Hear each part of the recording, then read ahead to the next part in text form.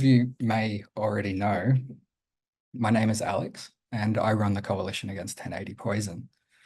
Since forming the coalition back in 2017, a key part of this work has been focused on advocating, particularly on behalf of families who have lost loved ones, like Chrissy, who you can see here, to 1080 Poison.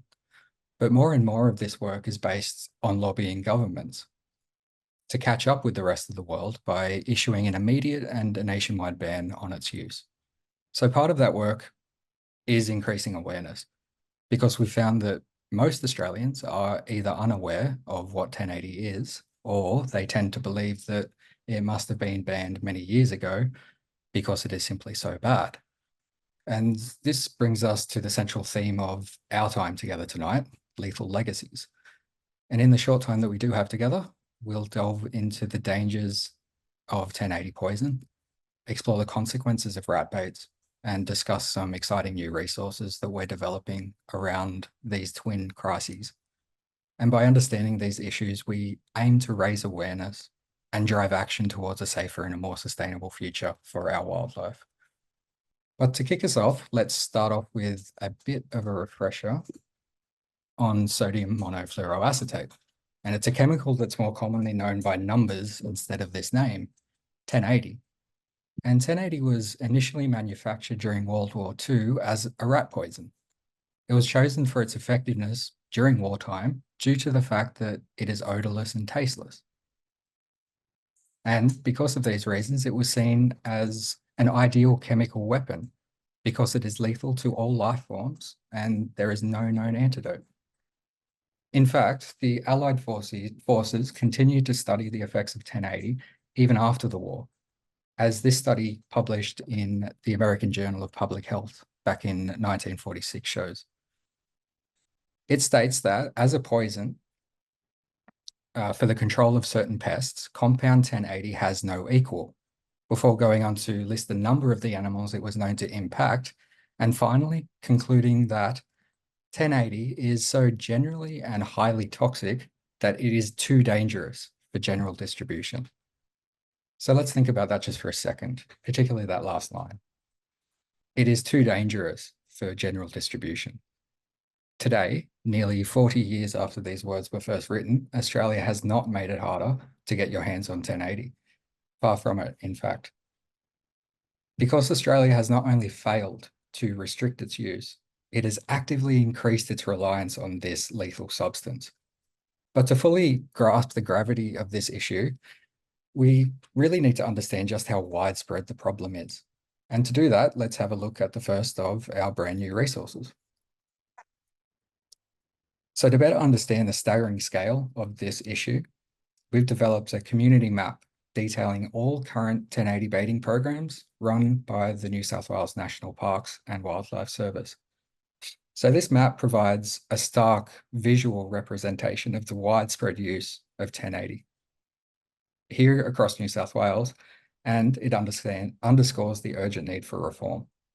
Because right now, there are 250 distinct 1080 baiting programs underway across the state. So each of those dots signifies not just a program, but a tragic legacy of suffering, loss, and irreversible damage. And while this map, scarred and pockmarked by poison, is terrifying, it's far from finished, because it only includes operations by the Parks and Wildlife Service, not those by other agencies, departments, or private landholders. So while this map may already look horrifying, it's only a fraction of the full story. But now that we have an idea of how widespread the problem is, we need to know how potent 1080 is. And as is the case with most chemicals, the lethal dose it varies between species by their weight, their age, and a range of other factors. But despite this, its general toxicity to humans is particularly alarming. A single teaspoon of 1080 poison contains enough active ingredient to kill at least 20 human adults. Very, very recently, there were reports of 2 toddlers who came across a piece of toast that had been laced with 1080. The toast was meant to kill rats, but caused the death of 2 children instead.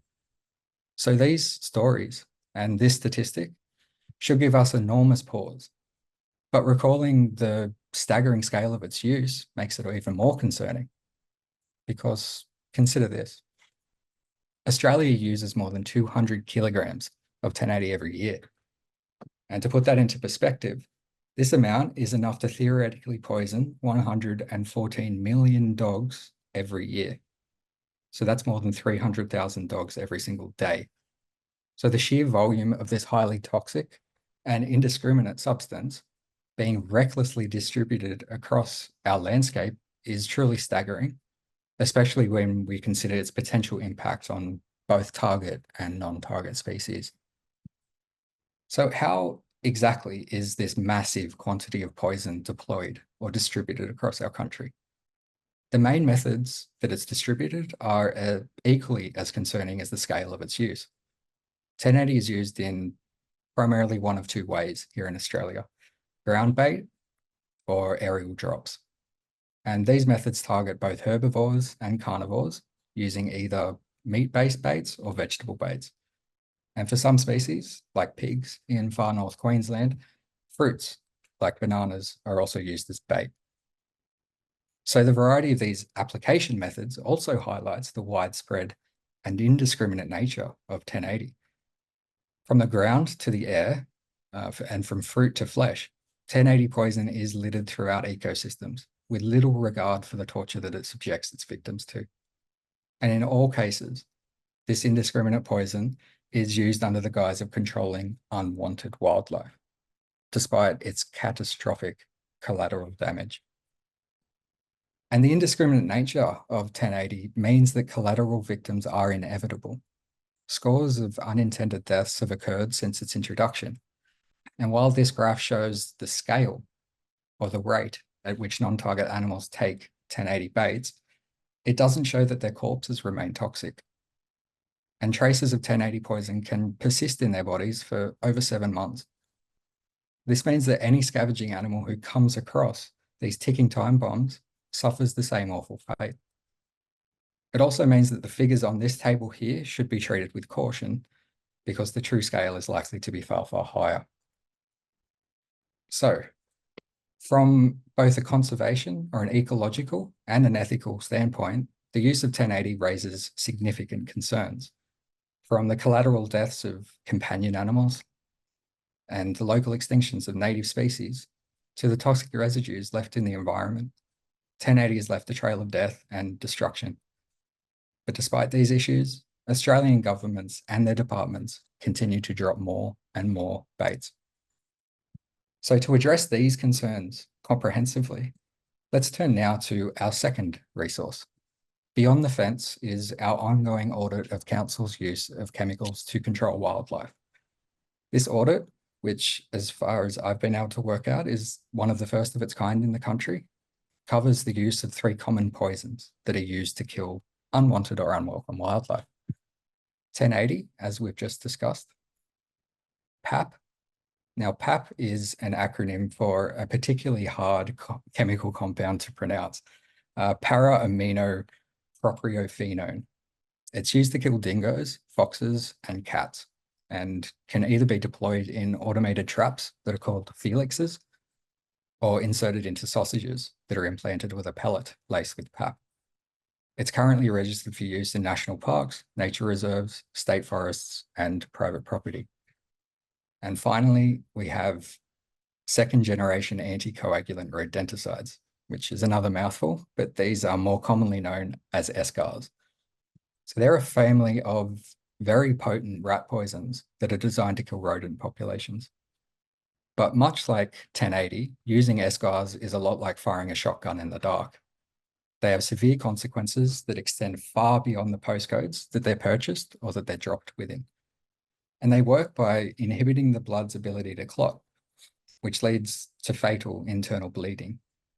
And like 1080, animals who consume poisoned rodents, such as birds of prey or other predators, they suffer secondary poisoning. And that leads to widespread ecological disruption. So the impact of 𝐒𝐸𝐞𝐵s is insidious. It causes a ripple effect of death and ecological imbalance. So the audit is more than a collection of data.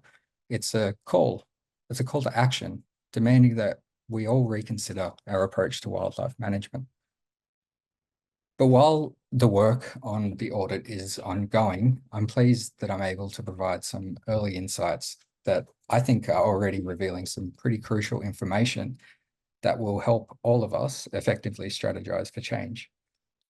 So of the 120 councils here in New South Wales, 60% have responded to our audit questions. Similar response rates have come in from other states and territories, like Victoria, where 46 of their 79 councils have responded. So this level of participation, I think it underscores the growing concern and awareness in the community around the use of harmful chemicals in wildlife management. But so far, the audit process has revealed that here in New South Wales, only 5 councils have reported using 1080 poison in the past 3 years. So while this number may seem small, it's still very alarming given the devastating impacts of 1080 that we've just discussed.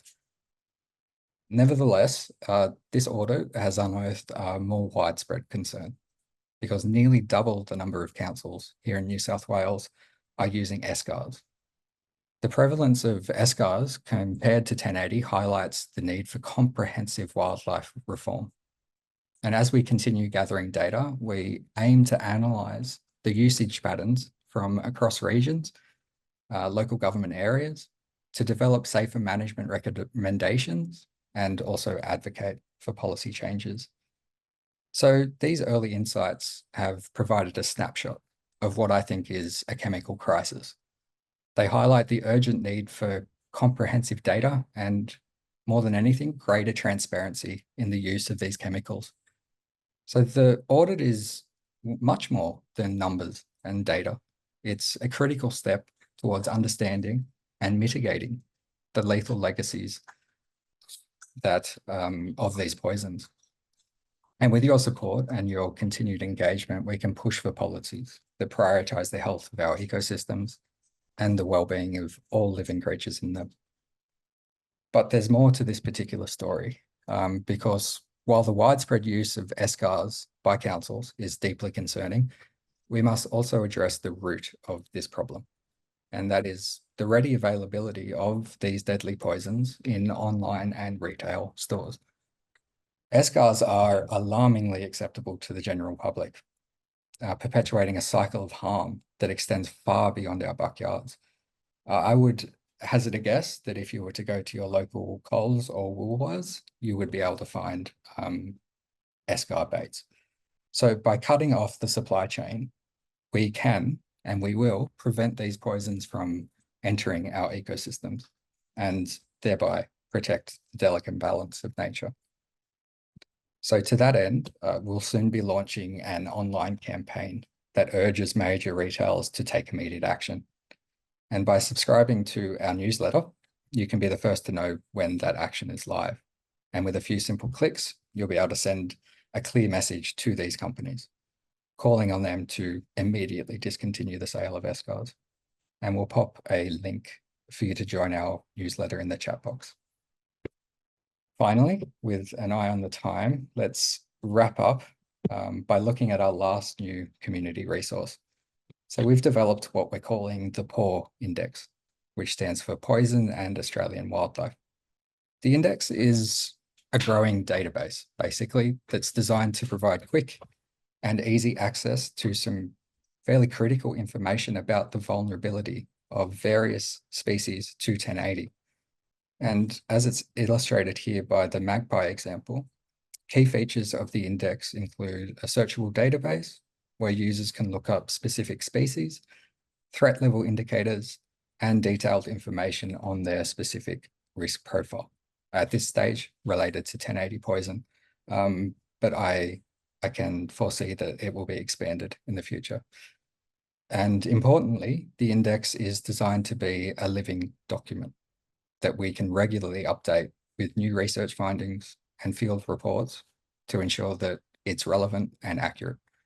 And by providing this resource, our aim really is to equip the community with the knowledge that they need to both understand and then address the far-reaching impacts of poisons on wildlife. So thank you all for taking the time out of your Thursday night to join our June webinar. We have two very exciting guest speakers to hear from. But before I turn over to Harley, here's how you can help. First and foremost, be our eyes and ears in your area. Stay informed about local baiting programs and other wildlife management practices. Awareness and vigilance really are the key to preventing further harm. Join our mailing list. By subscribing to our newsletter, you'll receive important updates and urgent calls to action. So joining will enable you to participate in online campaigns, sign petitions, and spread awareness. And if you're in a position to, please consider donating to support our campaigns. As we receive no government funding and rely entirely on the generosity of compassionate Australians, any support that you're able to offer is crucial for sustaining our advocacy and developing new resources. So I'm not sure what happened there. And so can we write on the screen? That's new. Anyway, every donation, no matter what the size is, helps us fight against the use of 1080 and other harmful chemicals. That's really weird. Anyway, finally, you can join our team of dedicated volunteers. I started as a volunteer myself over 10 years ago now, and I can personally attest to the enormous impact that you can make. Whether it's assisting with research or the development of any of our new resources, your time and your skills can make a huge difference. So reach out to us if you'd like to learn more. Lastly, you can wear your heart on your sleeve with our merchandise. Doing so not only supports our work, but also helps spread awareness wherever you go. And aside from bandanas to complete your canine's outfit, we've got t-shirts, sweatshirts, and more. So you can visit our website by scanning that QR code there, and I'll also pop a link in the chat box as well. So thank you all so much for joining us. If there is ever anything that I can do to help you or your community, please don't hesitate to reach out. This is my email here. Thank you so much. Thank you, Alex, so much for all your phenomenal work in this space. And as I mentioned before you began with us to speak your presentation, you have just put 1080 on the map, or on several maps, as you have done. And that was an awesome presentation. Thank you